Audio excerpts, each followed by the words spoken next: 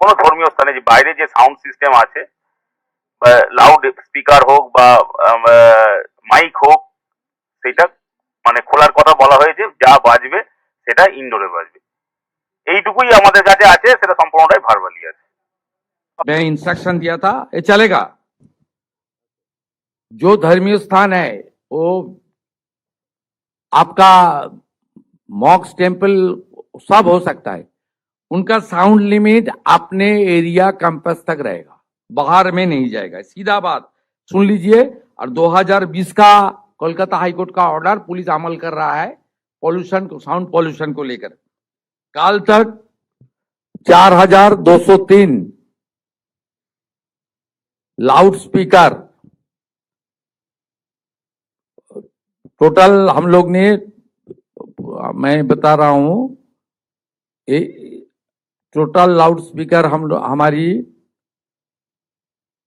Total हुआ है 5299, 5299। इसके अंदर मॉक्स से एमिकेबली, नो फोर्सफुली, जो मॉक्स का कमिटी है, जो उनका ये है, उस लोग ने पुलिस का बात से ही उतार लिया है। पुलिस को डायरेक्शन है किसी भी जोर जबरदस्ती मत करो, बात करके करो, कानूनी तरीके से उनको समझाओ। उसमें 4203 मॉक्स से माइक उतारा और टेम्पल से माइक उतार लिया 1096, 1096। ठीक है, ये पूरा पुलिस डिस्ट्रिक्ट जो है हमारी 34, इसके पूरा हिसाब है। जैसे बारुईपुर में मॉक्स से उतारा 124, टेम्पल से 34, डायमंड हार्बर मॉक्स से 75, टेम्पल से 5। सब लोग कोऑपरेट कर रहा है और अपने कैंपस के अंदर साउंड रखिए, कोई दिक्कत नहीं, हम लोग कोऑपरेट करेगा। आप जो है, आप लोग इसको सपोर्ट करता है, यह तो सब समुदाय का लोग है, सपोर्ट करता है कोई? क्या होना चाहिए नहीं चाहिए? अरे तो मेरा कानून नहीं है 2020, तब चीफ मिनिस्टर कौन थी?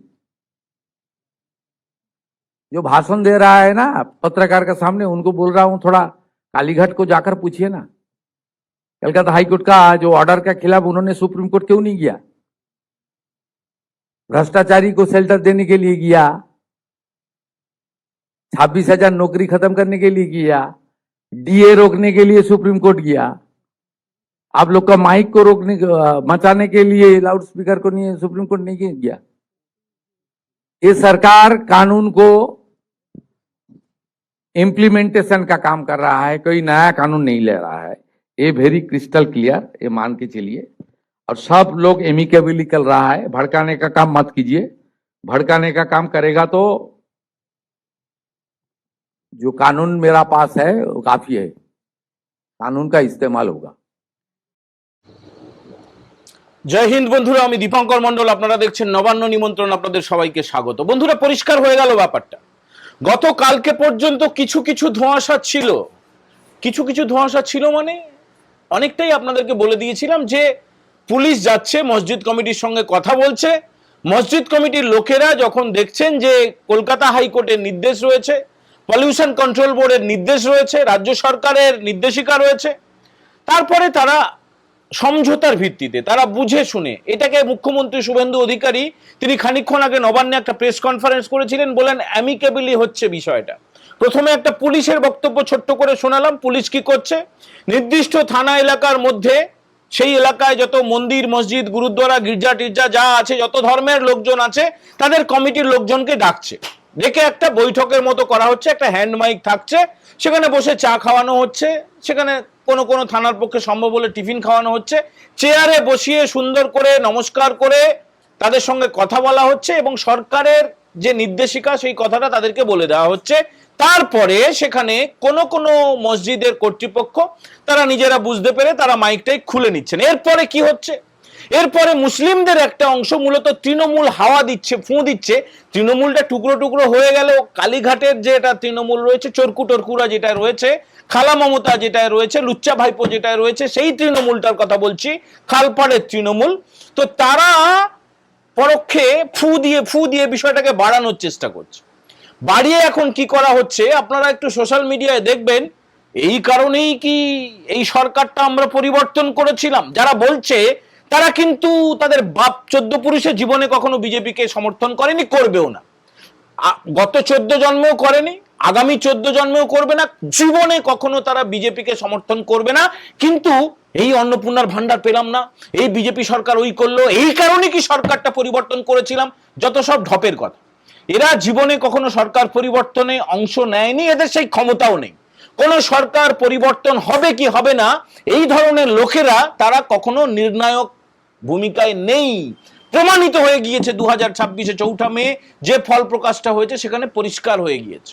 এবার দেখুন বিষয়টা হচ্ছে যে মন্দির থেকেও মাইক খোলা হচ্ছে, শুধুমাত্র যে মসজিদ থেকে মাইক খোলা হচ্ছে তাই নয়, কেউ জোর করে খুলছে না, পুলিশ গিয়ে বুট পরে উঠে যাচ্ছে না, উঠছে না। মূল কথাটা হচ্ছে যে যেটা মুখ্যমন্ত্রী বললেন যে ক্যাম্পাসের মধ্যে যা কিছু চিৎকার হুক্কা হুয়া হরিনাম যা কিছু পারেন সব ক্যাম্পাসের মধ্যে করুন।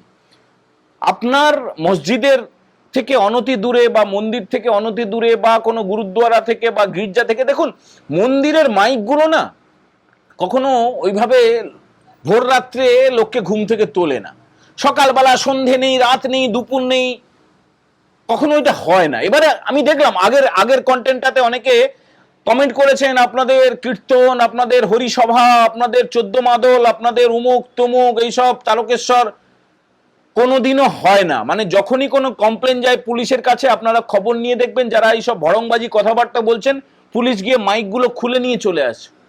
কালী পুজো হোক, মনসা পুজো হোক, শীতলা পুজো হোক, সত্যনারায়ণ পুজো হোক, যে কোনো পুজোই হোক, যদি কোনো বয়স্ক মানুষ কমপ্লেন করেন, যদি কোনো পরীক্ষার্থী কমপ্লেন করেন, একবার ফোন করেন বা লিখিতভাবে জানান, পুলিশকে খুলতেই হবে, পুলিশ খুলতে বাধ্য, পুলিশ করেও সেটা।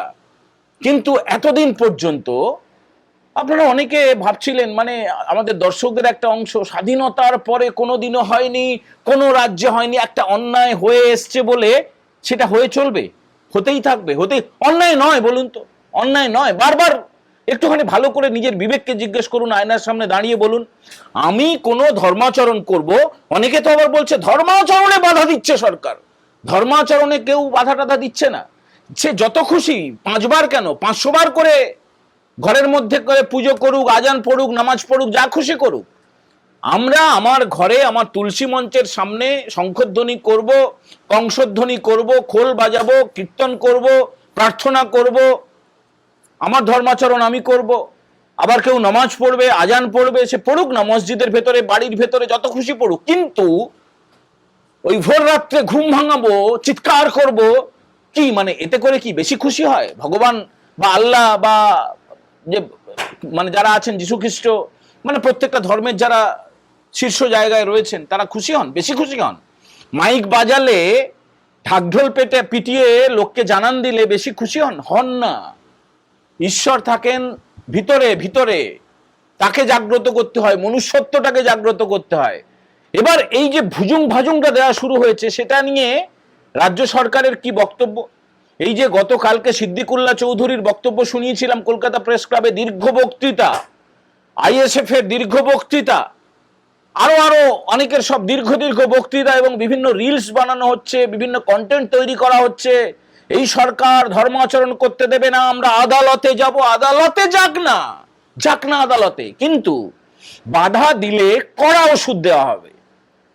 এই কথাটাই মুখ্যমন্ত্রী শুভেন্দু অধিকারী তিনি পরিষ্কার করে দিলেন, একদম ক্রিস্টাল ক্লিয়ার হয়ে গেল যে যদি কেউ ভড়কানোর চেষ্টা করে, এই আইনটা তো শুনলেন আপনারা 2020 সালে কলকাতা হাইকোর্ট রায় দিয়েছিল, তখন খালা মমতা ব্যানার্জি, আপনাদের প্রিয় নেত্রী, আপনাদের একদম জন্মান্তরের নেত্রী, আগামী 14 পুরুষ ধরে, মানে মমতা ব্যানার্জি হয়তো দল ছেড়ে দেবে, কংগ্রেসে চলে যাবে বা হয়তো বসে যাবে, এরা কিন্তু বলবে আমরা দিদির ভক্ত, আমরা এই বাংলাদেশের জয় বলে চিৎকার করতে শুরু করবে, পাকিস্তানের জয় এরা করবে। এরা এক ধরনের অদ্ভুত বিকৃতি নিয়ে জন্ম নেয়, মাতৃগর্ভের এরা লজ্জা। আরো অন্য কিছু বলা উচিত ছিল, ইউটিউবের সোশ্যাল মিডিয়ায় সেগুলো বলা যাবে না। এরা হচ্ছে সত্যি মাতৃ জঠরের লজ্জা। কেন জঠরের লজ্জা? তোমাদের নেত্রী যখন ক্ষমতায় ছিল 2020 সালে, কলকাতা হাইকোর্ট যখন বলল, তখন তো তোমরা কথায় কথায় চোরেদেরকে বাঁচাতে, চুরিকে বাঁচাতে, ডাকাতদেরকে বাঁচাতে সুপ্রিম কোর্টে আমাদের আমাদের মানে রাজ্যবাসীর করের কোটি কোটি টাকা নষ্ট করে, ধ্বংস করে, চুষে, রক্ত চুষে সব ধ্বংস করা হতো সুপ্রিম কোর্টে কিনা। কিন্তু তাহলে যদি বাঁচানোর ইচ্ছা থাকতো, যেই শব্দবিধি মানি না, তাহলে তো তারা যেত। এবার হাস্যকর ব্যাপারটা হচ্ছে যে শব্দবিধি তো বলেছে, মাইক কেন বাজাবো না? আরে শব্দটা কি? হাততালি দিলে শব্দ হয়? হাততালি দিলে, কিছু গুনগুন করে গান গাইলে শব্দ হয়? মাইক থেকেই তো শব্দটা হচ্ছে। সেটাই তো মানে অদ্ভুত, কিরকম বোকা বোকা কথা না? 4 অক্ষরের বোকা না এরা? কি বলবেন এদেরকে? মাইকের কথা তো বলেনি। আরে শব্দটা তো বেঁধে দেওয়া হয়েছে, সেই শব্দটাকে তো আপনার শব্দ, অনেকে দেখবেন অসভ্যের মতো মোবাইল বাজায় না, মানে তাদেরকে মানে মনে হয় যে ইচ্ছা করে কানের গোড়া একটা দিই। আরে তোমার দরকার, তুমি বাসে, ট্রামে, ট্রেনে দেখবেন কানে কিছু রাখবে না, মোবাইলটাকে সেই কম দামি, এত জোরে জোরে সব আওয়াজ হয়, পাশের লোকটাকে বিরক্ত করার তো কোনো অধিকার তোমার নেই। তো উদাহরণ দিলাম এটা, সেটা আজান হোক আর নামাজ হোক আর কোনো পুষ্পাঞ্জলি হোক, আরতি হোক, যাই হোক, তার যে ডিস্টারবেন্সটা, সেটা তো ছড়িয়ে দেওয়ার কোনো অধিকার তোমার নেই। সবচেয়ে যেটা বড় কথা, যে এই যে পরিসংখ্যানটা রাজ্যের মুখ্যমন্ত্রী দিয়েছেন গতকাল পর্যন্ত, টোটাল 5299টা ধর্মীয় জায়গায় মাইক খোলা হয়েছে। তার মধ্যে 4203টে মসজিদ রয়েছে গতকাল পর্যন্ত। এটা চলবে, রাজ্যের কোনো জায়গায় ওইভাবে ফেরেববাজি চলবে না। একাধিক জায়গায় ইচ্ছা মতো টাকা আছে বলে মাইক টাঙিয়ে রাখবো, 25টা, 30টা, 50টা, 100টা করে মাইক টাঙিয়ে রাখবো, গোটা পাড়ার মাথার ঘুম উধাও করে দেবো, চলবে না। 1096টা মন্দির থেকেও মাইক খোলা হয়েছে। সাধারণত আমি আপনাদের বলছি, আমি কখনো দেখিনি যে মন্দিরে ওইভাবে চারদিকে একদম আলো করে মাইক দেওয়া হয়, ভোরবেলা থেকে একদম মাঝরাত পর্যন্ত যখন তখন ওইসব হয় না, সাধারণত হয় না। সন্ধেবেলায় হয়তো আরতিটা হয়, সেটা হয়তো মাইক চালালেও চালাতে পারে। বেশিরভাগ জায়গায় ছোট্ট একটা করে মাইক থাকে, তাও আবার সেই মন্দিরের ভেতরে থাকে, মসজিদের মতো বাইরে থাকে না। তো তবু মন্দির কর্তৃপক্ষ তারা মাইকগুলো খুলেছেন। কিন্তু একটা ইনস্ট্যান্স দেখান তো কোনো প্রতিবাদের, একটা ইনস্ট্যান্স দেখান যে কোনো ধর্মীয় নেতা, মানে হিন্দু ধর্মের কোনো নেতা, কোনো মহারাজ, কোনো সাধু, কোনো সন্ন্যাসী, কোনো আশ্রমের অধ্যক্ষ কেউ প্রতিবাদ করেছে? একটা কথা বলেছে যে না আমরা মাইক খুলবো না? কেন মাইক খোলা হলো? এই জন্য কি সরকার পরিবর্তন করেছিলাম? অরিজিনালি যারা সরকারটা পরিবর্তন করেছিল তারা বলছে না যে এই জন্যই কি সরকার পরিবর্তন করেছিলাম। কিন্তু যারা বলছে এই জন্য কি সরকার পরিবর্তন করেছি, এই দিন দেখার জন্য, সংবিধান মানছে না, ধর্মাচরণ করতে দেবে না, পুরোটা তারা উল্টো কথা বলছে। তারা কোনোদিনও সরকার পরিবর্তনে অংশ নেয়নি। আর তারা একটা মিথ্যে কথা বলছে যে শুধুমাত্র মসজিদ থেকে মাইক সরানো হচ্ছে। তা কিন্তু হচ্ছে না। কোনো মন্দির, মসজিদ, গুরুদ্বারা, গির্জা এইভাবে আলাদা আলাদা করে কিছু দেখা হচ্ছে না, পশ্চিমবঙ্গ সরকার দেখছে না। এবং এই ধরনের ভড়কানি যারা দিচ্ছে, উস্কানি যারা দিচ্ছে, তাদের কিন্তু পুলিশ কঠোরভাবে তাদের বিরুদ্ধে আইন প্রয়োগ করবে। দেখুন, যে কথাটা বলেননি সেই কথাটা, মুখ্যমন্ত্রী যেটা বলেননি সেই কথাটা আপনাদেরকে বলছি। এই ধরনের যে সোশ্যাল মিডিয়ায় যে লেখা, রিলস, বক্তৃতা, ভড়কানো, প্রেস কনফারেন্স করা, এইগুলো যদি করে থাকেন ডিলিট করে দিন, একদম শটান ধরুন, ডিলিট মেরে দিন।